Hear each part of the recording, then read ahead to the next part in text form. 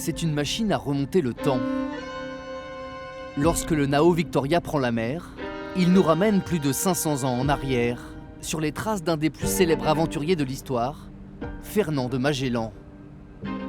Car le Nao Victoria est la réplique du bateau sur lequel le navigateur portugais a entrepris son incroyable périple. C'est aussi le tout premier navire à avoir bouclé le tour du monde. 5 siècles après le voyage de Magellan, c'est désormais une poignée de jeunes marins venus du monde entier qui a repris la barre du Nao Victoria. Parmi eux, Flore, la seule Française à bord. C'est absolument magique. On le vit le passé. On vit un petit peu les conditions des marins de l'époque, bon, avec des facilités évidemment.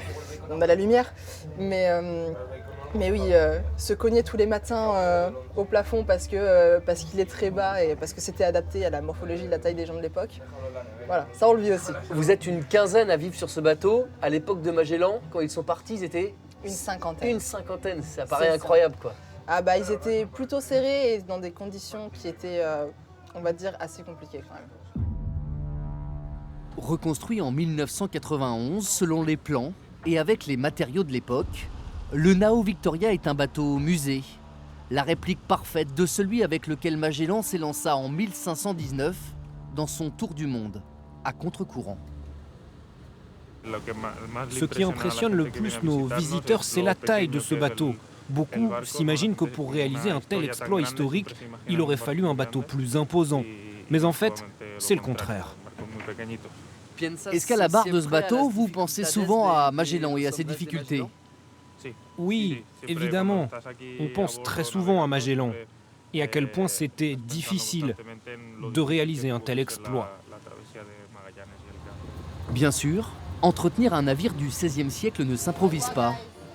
Alors, Flore et les autres marins du Nao Victoria ont dû réapprendre des gestes souvent oubliés depuis longtemps sur les bateaux contemporains. Ça sert à quoi? Alors ça sert à nourrir le bois essentiellement. Donc, comme au Moyen-Âge en fait. Exactement. Donc ça lui permet de gonfler un peu, d'éviter de craquer en fait. Avec la chaleur, le soleil, etc.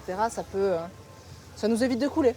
Magellan et ses hommes qui ont subi de nombreuses pertes, ils ont passé 3 ans et 29 jours sur un bateau comme celui-là. Sur un bateau comme celui-là, ouais, ça paraît absolument incroyable. Et de se dire tout l'entretien qui était nécessaire, tout l'aspect de la vie en communauté, 3 ans, 29 jours, ça fait beaucoup. Ce que l'histoire oublie souvent, c'est que Magellan, tué en 1521 lors d'une escale aux Philippines, n'a jamais bouclé sa tentative de tour du monde. Seuls quelques-uns de ses hommes et son bateau, le Nao Victoria, ont réussi cet exploit.